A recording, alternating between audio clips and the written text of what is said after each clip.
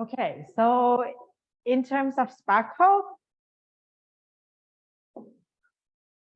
as I already mentioned, once you have data available, you need to find a way to process, manipulate, execute, or make anything useful out of your data, right? Cannot be just having data available. So SPARQL is one simple way, starting point. It stands for, it's a kind of recursive name, recursive acronym. SPARQL stands for SPARQL Protocol and RDF Query Language. And okay, I recap a little bit, okay, to make sure that we are on the right path, okay. Link data principle. This is the principle of how we should make our link data or RDF. First thing should be name referred to by the URI. Make the URI ID referenceable so that you can always look up for meaning. Providing useful RDF information or RDF description. This is what you do in assignment number 1.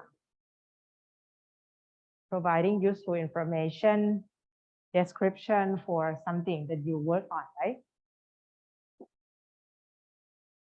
In your assignment number 1, whether you have done this,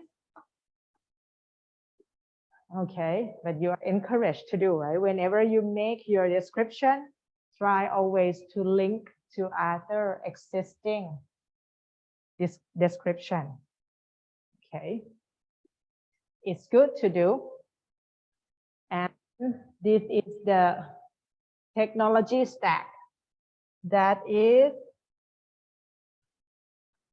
we learn about what does it mean by URI, right? Unicode character set, the syntax, not only XML now, you learn many more syntax too, right? We learn about RDF schema. Now we are going to move on to this, okay, SPARQL. And next we will talk about OWL later on, after SPARQL. Okay. SPARQL is, as I said, is a recursive acronym for SPARQL Protocol and RDF Query Language. It's a query language for RDF, as it said in the name. It has SQL-like syntax. You will see, I think you have seen already. It is W3C recommendation, so it's kind of standard. I mean, recommended by the professional organization W3C. Okay, and the specification and reference, okay, official reference for SPARQL by W3C are available here. Okay, these are kind of example, the first easy example. The very first thing when you write SPARQL, because otherwise we will come up with very long URI, right? We need to define prefix and namespace. Okay. Then you can see this is the language syntax itself. It has a structure similar to SQL. It has select from where structure. Okay. But after inside, okay, it has its own kind of syntax as well. Anything here starting by anything starting by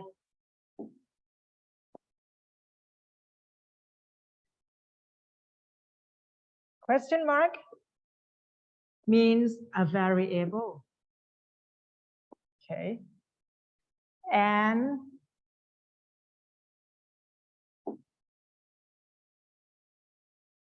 That means the mechanism of SPARQL, it makes use of variable binding.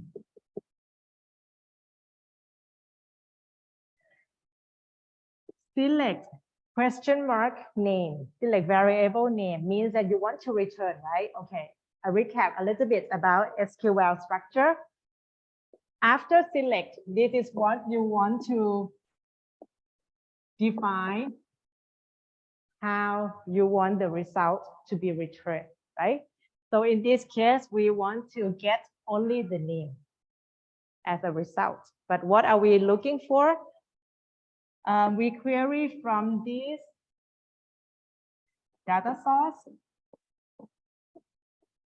You define, after from, you define the data source you want to query, such as DBpedia, such as BBC, such as data source in your company, organization, in your local host or whatever. But the data source should be referred to by URI as well, okay? Then after the where condition, you formulate the condition. It's for the condition of your data. Okay. List of condition in more or less very turtle-like syntax. Or actually triple form. Why triple form? Remember?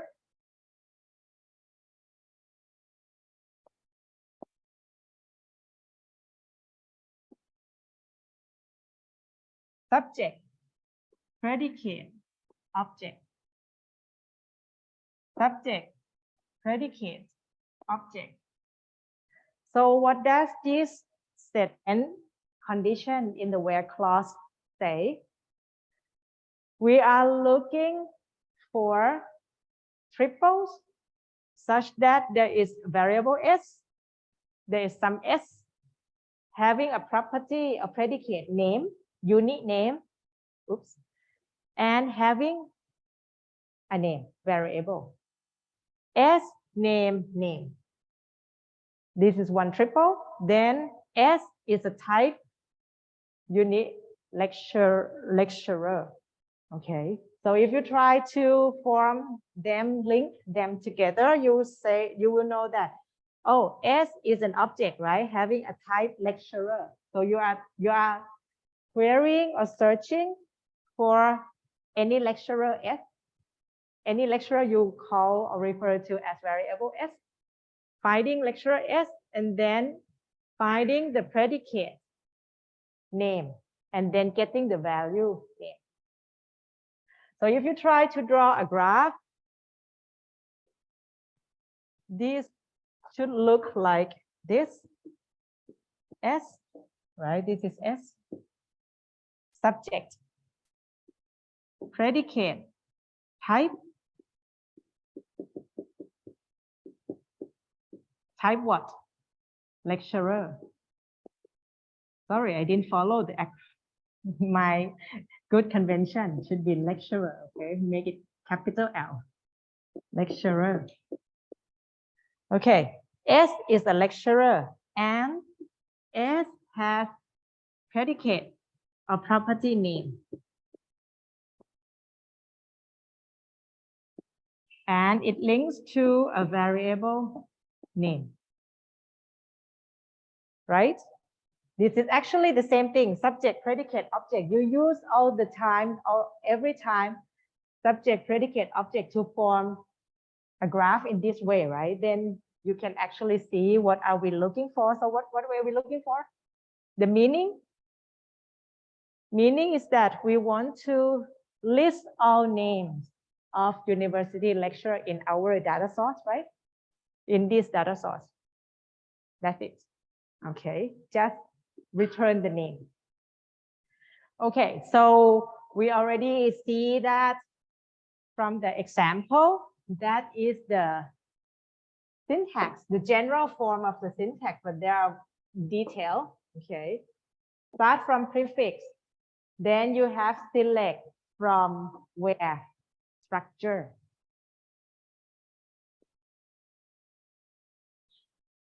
Okay.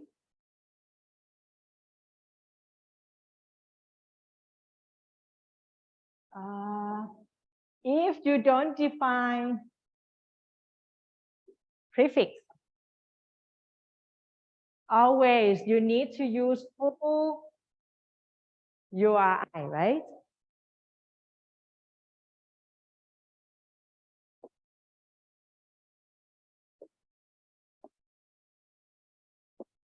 This is subject, right? Predicate,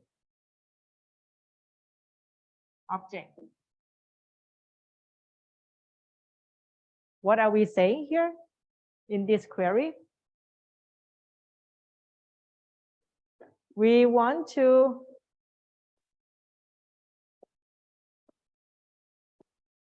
select title, return title. Where this condition. For the where, don't forget we need this curly brace so that we can contain all the conditions. And each statement finished by a dot. Or if we follow the abbreviated form, we can use comma, semicolon, similar to the turtle that you did. Okay. Okay, so what are we saying? Getting. Assume that there is this subject, right? And this subject is this URI. This subject has this URI. Example.org/book1. This is a resource, something, book one. This resource has a predicate, perl.org/dc elements 1.1/title. What is this URI? Remember, this is Dublin core standard element that is used to describe mostly information resource like book. It has defined as one of the 15 standard elements, namely title, which is used to describe a title of a resource, a book, for example. So we are saying that, oh, there is a book, URI, this book. It has a title. I want to know what is the return the title of that book. Okay, that's it. So in this example that I want you to look is that I assume here in the next slides, okay, I will assume what are data available in the data source. I assume that our data contain this. So this is in our data, let's say our data store. Contain this URI for book one, having the title SPARQL tutorial. So what am I supposed to get as the result? For sure, SPARQL tutorial. Okay, this I will get as a result because I'm selecting this title variable. Variable means something you don't know. But if something you know, it is the URI. Everything you know is the URI or the literal value. Okay, so far, any question? Things are still good? Is it good? Still? Okay. All right. Then let's assume I have this data. Okay, what data do I have?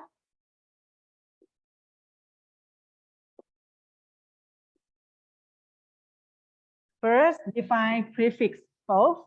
Remember, this is also standard vocabulary for friend of a friend.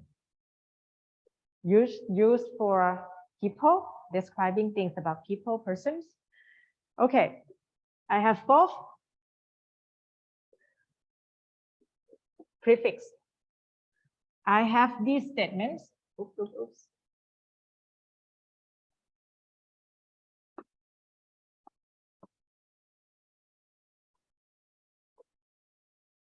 Okay, these statements say there is a resource A having name Johnny Lee Outlaw. This also resource A having inbox this email address. I have another resource B. Okay, the name is Peter Good Guy, and then inbox B has also inbox, which is this, and C is another resource, the inbox carolexample.org. That's it. These are my 5 triples. Okay.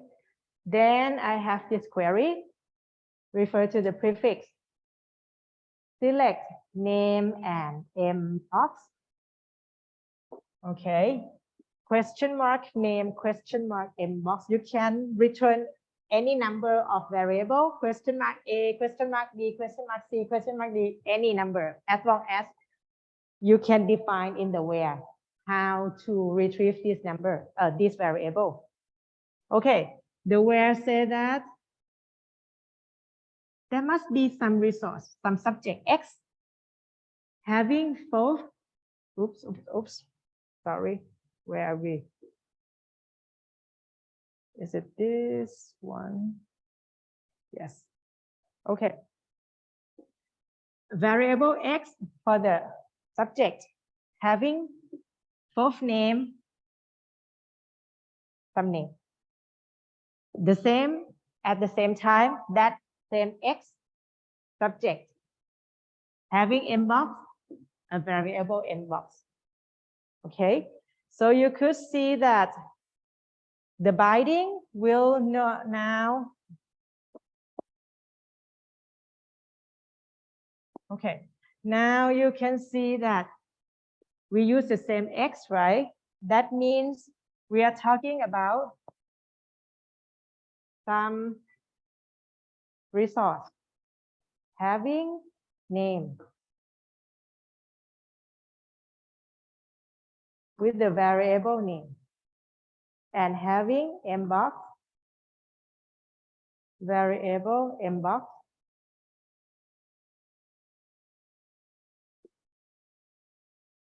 and then when I return, as a result, I want these 2 things, name and inbox variable. I don't care about X. Okay, I don't return X, but you can. If you want to get the URI of the resource, you just add X somewhere in any order, that's fine. If you add X, you will get X here. And then the URI.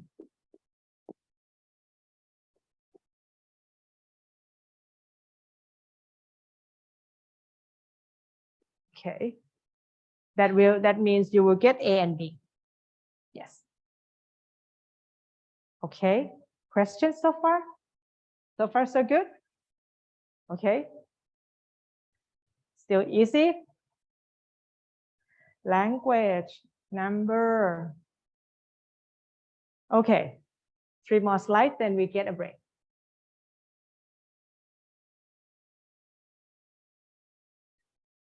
Here, actually, in RDF syntax, you can have the language tag, right? Remember? At en, at fr, at th, at whatever. You can qualify further which language that literal string belongs to. Okay. And actually, you can also define the data type of that literal as well, such as integer here or some special data type here. But anyway, so when you query cat alone, this is what we have. We have resource X with some predicate P with the value cat English. But if we query only this, you will also get, you will not get anything returned. because it's not just cat, it is cat in English. So you may need to modify the query to explicitly specify which language you are searching for your content. Okay, but here it is easy as it is searching for variable b, variable p, and then cat. So we are saying what? There is some resource v having predicate p, any predicate too, having the value cat.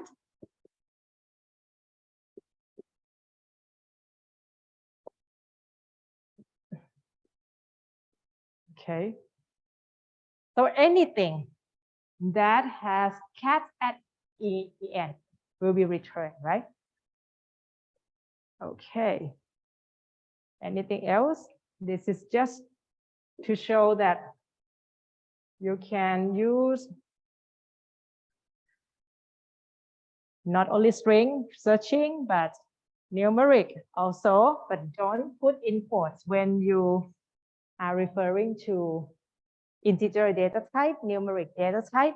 Okay, and by default with this, you don't need to say the integer data type is known. Okay. And oh, okay. You can even similar to SQL.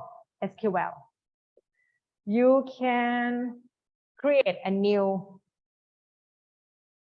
expression. Okay. Such as, okay, look at this. I want you, I'm not going to explain now. I need you. It's easy for you to guess what does it do, right? Concat usually used for concatenating two string and return the resulting as a result the concatenated string. Okay. 1 minute. Tell me what is the result. I give you 1 minute to read.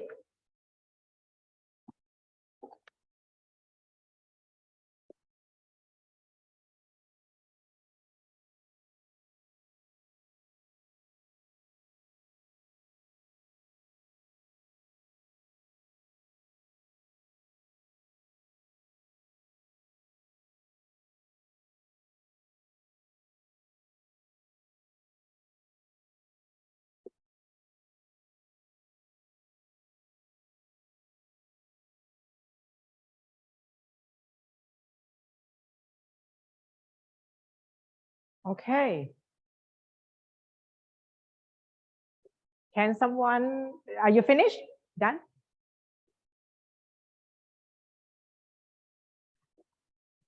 I was wrong when I talk about concat. Here in SPARQL, you can concatenate any number of strings in the parentheses. You concat any number, not only two strings. 1 string, 2 string, 3 string, 4 string, fine, as long as you put them in the parentheses and separate by comma.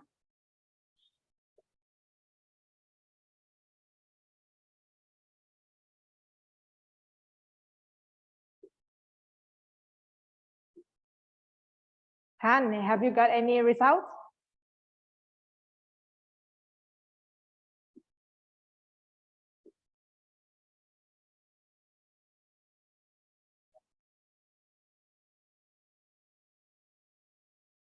John, space, and Joe. Okay, that's your results, right? Okay, thank you. Others, did you get the same? That's easy, right? But to be precise, actually here as well.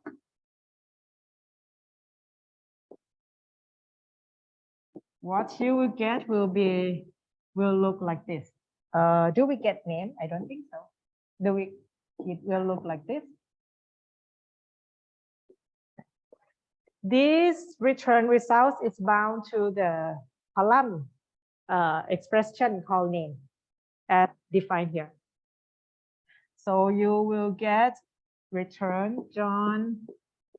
Actually, there will be a space here, Joe. Okay.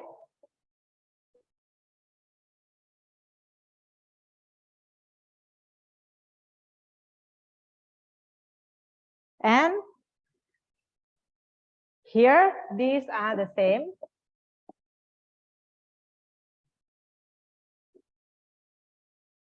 Okay. Then we can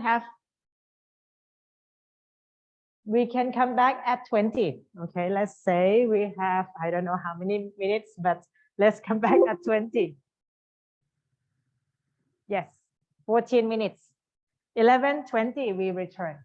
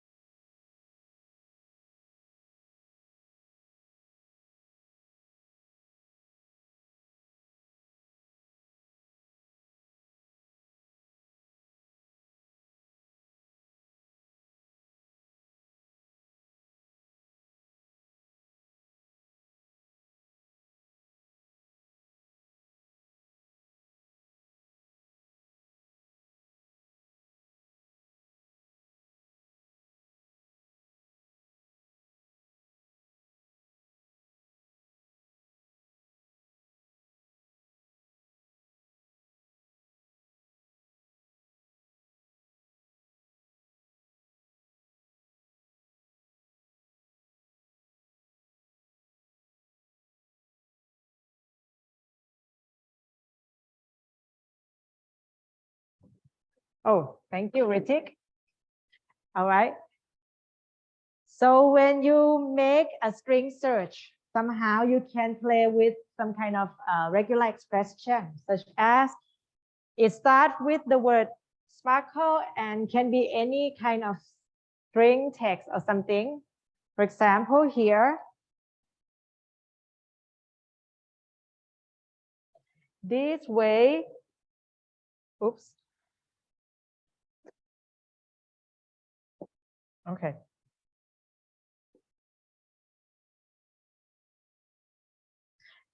Making use of the expression regx, similar to concat or something. There are a number of expression you can do. Okay, so regular expression regx allows you to say that we are returning title of the book. Okay, but the title that we are interested in, I mean the book that we are interested in must have the title starting with the word SPARQL, and the remaining is anything is fine. So this hat means starting with. So you may need to learn more what are possible regular expression you could use for many ways of formulating string matching. Okay, and something like this, matching with case insensitive. So the regular expression of the title in a way that it contains the word web, but whether capital web, small web, or something is fine. Okay, there will be more and more that you may need to find, learn a little bit more, but that's, you learn only when there is a need that, oh, there is this query, right, that you may want to do, and then you search, and you don't need to remember and learn everything now. Okay, just only when it's required. You can even use arithmetic expression, okay, by together with filter. Here we are telling this one, oops, we are saying here this one that we want to find title and price of a book. Where's it? Title and price, of course, in a way there is resource X having price, variable price, but the price must be less than 30.5. That's it. Use the keyword filter so that it filters the result to show only when it has price less than 30.5. Okay, and return, and for the title, so it is like this, right? When things are too complicated for you, try to draw the graph. Okay, at the beginning, it may not be very straightforward for some of you, but once in a while you will be familiar with always everything in the where. It must be subject, predicate, object, pattern, right? And by with variable. X having price, right? And X having title, DC title. Okay, I omit the prefix title, something like this. And then you also filter price to be less than 30.5, and you return also the title. So this is an example of things that you might get as a return result. Other things you can use is order by, distinct, and limit. Order by, of course, is used for sorting. You can have descending or ascending. Whatever you want to sort, you put in the parentheses, and you can sort more than one variable or one column. Okay, but starting from the first one to the second and so on. By default, if you don't specify whether it is ascending or descending, it should be ascending, right? Okay, use it at the after where. Select from where order by. This is the sequence of the clause. Okay. When the result contain some duplicate, if you select with distinct, then it will return just non-duplicate one. Okay. Limit means that usually we're talking about linked data in the web. You could have million triples, billion triples that are returned. So limit will allow you to return only first 20 results. Like this, 20, 10, 20, 100 and something. And okay, to try now is the time to do exercise, practice, and so on. Otherwise, remembering syntax alone will not work. There will be two ways you can do exercise. Before you go, I already put as assignment number 3 as an exercise, but that will be later after you are kind of more familiar, okay? Now, two ways. First is by using DBpedia. The good thing is that, of course, in the future, DBpedia is the thing that you can also make use of, link with your own data, or try to find and build some interesting things based on DBpedia data. Go to this one of these two links. Okay, you can do that. The very first practice that you may want to try is that we have this class fourth person. Try to find or list 10 persons. That's it. And next, okay.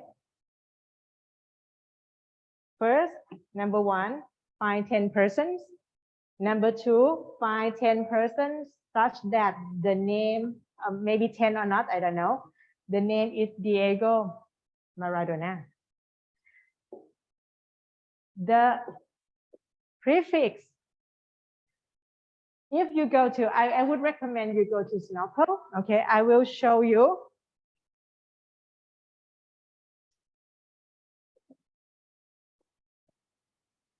I will show you how it looks like, but I think you go by yourself, you see the same thing. Okay, one moment.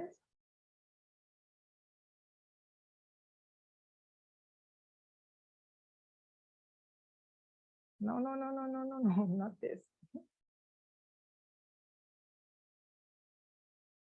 Okay, I need to move you. Okay, this is SPARQL. I like this better because I think it has a compact user interface, but actually they are the same, and it has provided. The good thing is that mostly used prefix are already defined, are predefined. You don't need to redefine the same prefix, but you can add more prefix, additional ones that are not defined there. Okay, but if they are already there, no need. Okay, and make sure you refer to the right prefix, because actually prefix can be written anything. Okay, so from here, try SPARQL. If you want to select what, you can use select star as well. Okay, no, don't need to define the name if you select everything. Select star from, no need to, oh, if the data source is the default one, actually with the server that hosts the SPARQL endpoint, we call the server that provides SPARQL API for user to query from remote or something, we call it SPARQL endpoint. Okay, it's the same as, consider it as SPARQL API. But anyway, when the host of the data source is the same, you don't need to, the default one, you don't need to say from, you just select and then where.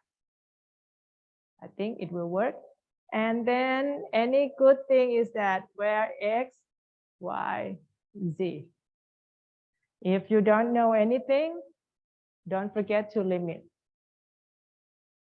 Okay, let's see, did I get anything wrong? Oops. Do I need a where? Sorry.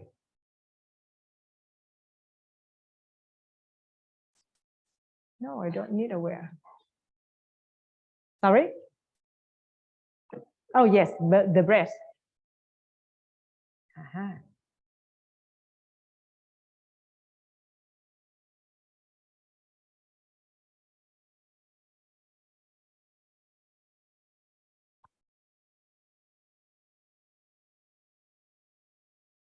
Okay, help me. What is wrong next?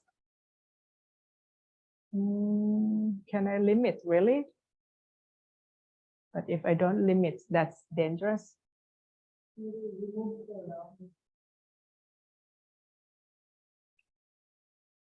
Remove the dot, right? Okay. Here, actually, what I'm doing here is that I have no idea of what to query first, but the very first thing you can do is that this thing you can omit, but this is the pattern, right? Subject, predicate, object, any variable name you can do fine, but don't forget to begin every variable name with question mark, okay? And limit, because DBPDA has a lot, right, of the data, very huge data. Okay, so it randomly, arbitrarily return you something that satisfies this pattern, predicate, subject, predicate, object. So it will be something not so meaningful to you, but at least it shows you that the service works, okay, and you get something return.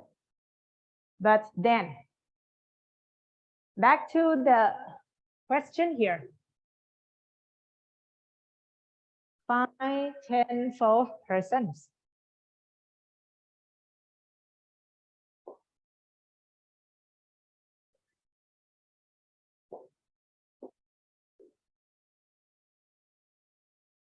And then find a person with the name Diego Maradona, if you can. Two things.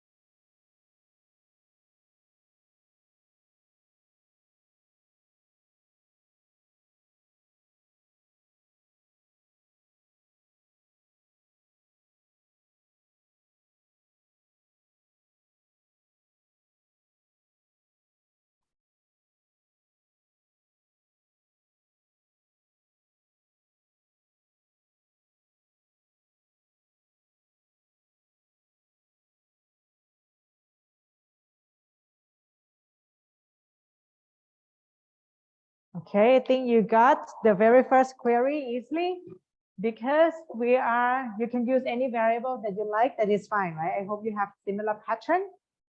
Select this thing, you can omit, I can remove. Okay, first. And then the condition is that we find a pattern, subject, get object, such that the subject is any resource S, right? Variable S. You can use RDF type or you just use A, that's fine. RDF colon type, and then fourth person. That's it. Now the next thing is that you need to make it Diego Maradona only. But how can you know what is the name of Diego Maradona? What predicate that we use? You can just randomly find someone. Okay, you can click on the result of anyone. You will find, I choose one person, actually, natural person. Here, it has both name. Okay, this is a predicate, both name. You need to know the vocab, right? Both name with this cabot big ham in English? So I think you now see some idea. Okay, use both name to search for his name. Diego Maradona.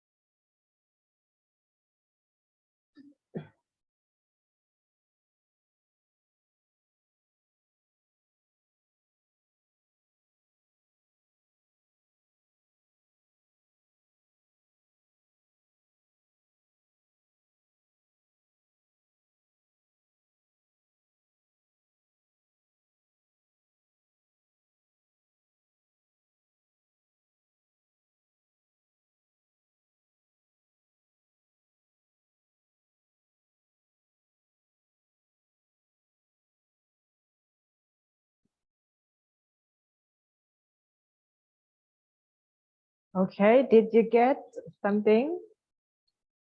Let me get my favorite star too.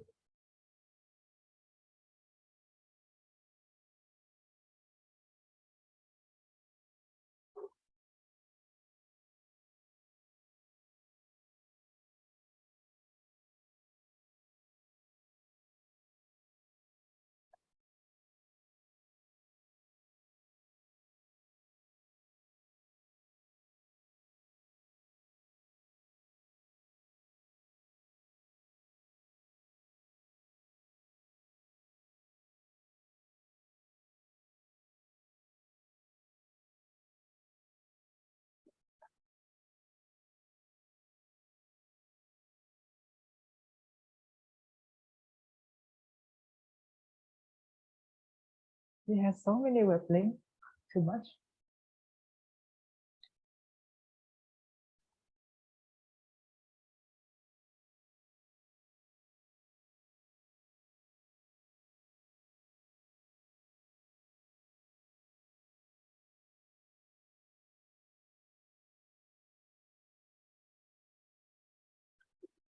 Okay. All right. Did you use the same search? Not this one. Pattern. Okay. Here, you can abbreviate, right? You can use semicolon so that you can reuse the subject and something. Okay. Anyway, more or less, you should have the result like this. Several results returned, but not very many description provided anyway. This is just it. Okay. This is about this person we found. But when I try with different person, so I just want to see what her explanation or description of another person or not. Let's try. Maybe we try Taylor Swift too. Okay, Taylor Swift. Okay, I want to try Taylor Swift. Okay, if I try with Taylor Swift, I found one object. I can click and see it's pretty long. But anyway, there are her names in very many language. Oh, interesting. Okay. Anyway, some description of Taylor Allison Swift. Some very many things. And actually, if you want to get some information return, you can write in your statement as well. Suppose I want to get anything related to or get her birth date. Okay, then you can use the DBPD ontology birth date to return. Okay, let me copy it. I cannot copy birth date. Anyway, but usually DBPD ontology. No, we don't have. We don't have it as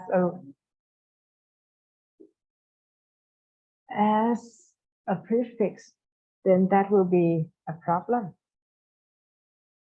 Oh, no, it's fine. Let's try. Okay, then actually the thing is you need to play around with your SPARQL and then try to write here and there, but I have some guided practice as well. But let me try with my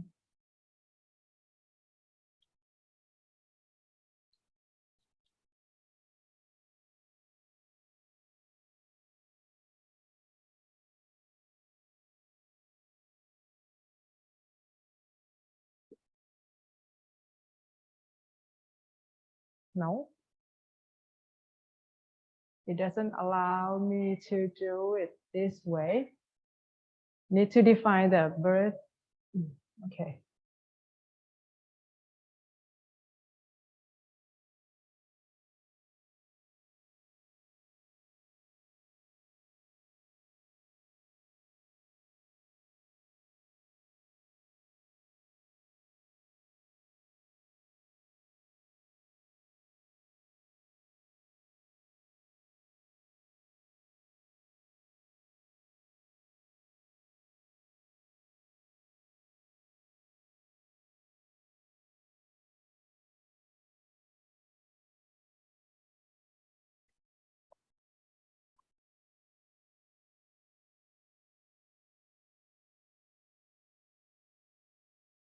I hope this is correct one.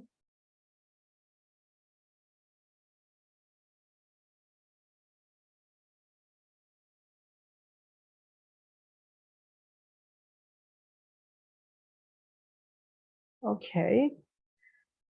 So here I modify the query a little bit because I want to get as a result also the date of birth.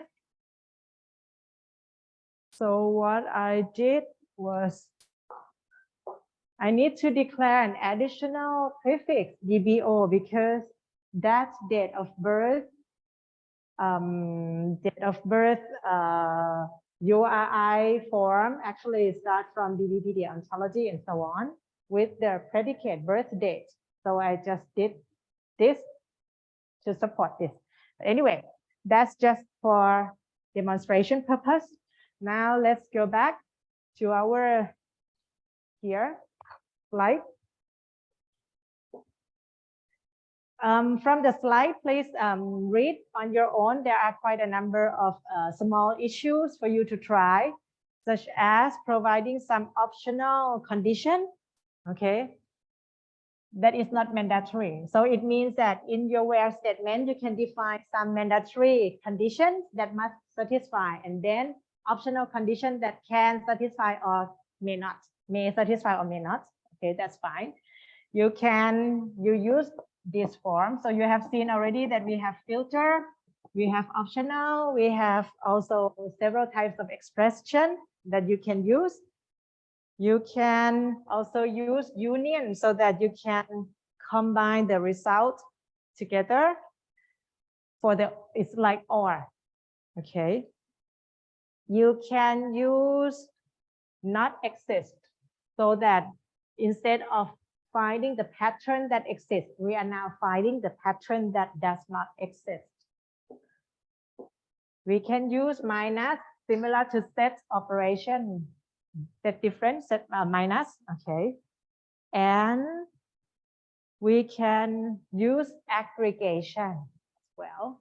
That means you collect a group of results, you do the counting, you do some small simple statistics, counting, finding minimum, doing average, or many more, okay. And okay, here is where you can do a more guided practice that is going to SPARQL Playground. I already have it here, and actually you saw it last time already when you did the previous assignment. Okay, the guided practice starts from go to SPARQL Playground from the home, right? Actually, if you want to read a bit more about the SPARQL Playground, follow some other menu. But from this first page, the very first thing is that query statements are already given. Query exercise, such as selecting that are person. Oh, I think you did already in the DBpedia, right? But how can you do it here? You need to make sure you know the vocabulary. So remember, we have TTO, okay. We have defined the class person followed by DBO person. Okay, so you need to use DBO person. In DBpedia, we use fourth person, right? But here, what we define here are DBO person. Okay, and who's supposed to be the result? Of course, you have whom?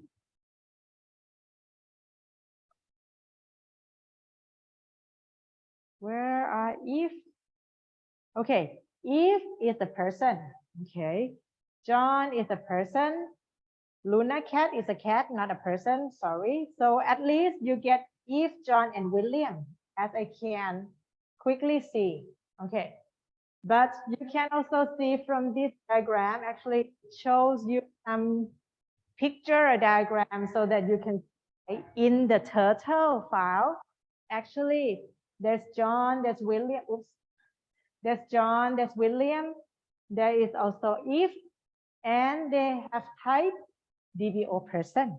Okay, so you understand the vocabulary and the description a little bit from this. When you try to do the query, then you know the structure, okay? 200, selecting that are person, 201, selecting that are females. Okay, how would you do that? Okay, and it already gives some hint that it requires only one graph pattern, one variable. Okay, this is one graph pattern, one variable, two conditions that you should formulate. Okay, something like this. The more you go further, the more difficult it is. Okay, so even some of them has some, okay, the number 10,000 is something like counting, aggregate stuff as well, like 10,001. Okay. But you can see that it's more complicated, but start yourself with the very first one so that you get familiarized with the concept and the way to query, right? But things in like count pets by owner, or in this case, the hint says you need to use aggregate function count. Next one, select things that are dogs with their color and sex. That means return all dogs, show also their color and their sex. What else? Something like this. Keep practice, okay? Some of them need the regular expression as well. Okay, so you could see from this hint somehow. And okay, so that's the thing. And I need to move back here a little bit. Okay. Insert, I will skip now first. Insert allow us to do insertion. That means you already have the data. you want to insert more, right? That's also possible with the insert statement, but not everything is supported by the playground. For example, insert, I don't think you can. The same for DBpedia, you don't, because it's restricted. Otherwise, you are playing with its data, right? You are making its data messy, okay? Then you cannot do. Most of the query are possible, but construct and insert and delete, you cannot. Okay, so these are syntax for delete, insert, and so on. Practice with DBpedia, I think I already mentioned. What I show here is that when you want to query anything, the very first thing is you need to understand the structure, vocab, language is used, the schema, I mean. That is why you need to, okay, we use this DBpedia, it has this many classes. So if you want to query, you can even query like, okay, for sports, not only football, right, that we have also ice hockey league and many more, motorcycle racing. Wow, okay. And even in terms of organization, staff, agent, there are things like parliament, things like very many. You need to know the vocabulary and the term anyway. And rest are some examples of practical application making use of this existing DBpedia, query, SPARQL, API, and so on. Okay, they can do many things, actually. I'm not sure where, I didn't check recently whether some of the link I provide are still there. Okay, some of these tools, sometimes they come and go. Okay, but you can try. Even using DBpedia rendering with Google Maps, call it Spark Map, to pin the capital city in Europe and so on. And after you click, you can find DBpedia description. Okay. Everything from DBpedia, just kind of example idea of how you can make use of once data is available. Find relations among resources. This is also very interesting. You can find relation of everything. You can filter here with this UI, such as in this way, I try myself, where I can find Albert Einstein, Germany, Stuttgart, and so on, their relationship, and then highlight some, because some person has so many things, right? I am interested in only some interesting relationship, okay? And so on. Okay, with the last thing, we come back to that later on, but it's federated query, meaning that you can look at the example, but the meaning of federated query is when you are querying data source from more than one data source. Because if you are querying DBpedia alone, it doesn't look so interesting because it's just one single data source. We are talking about the whole web. The whole web contains data source everywhere, distributed data source, right? You want to integrate data from this and there and there and there and there and there. Okay, that is called federated query. SPARQL also allows you to integrate data from everywhere. Okay. And that's the reason we have this example. And that's all. What I have to highlight here again is about our assignment.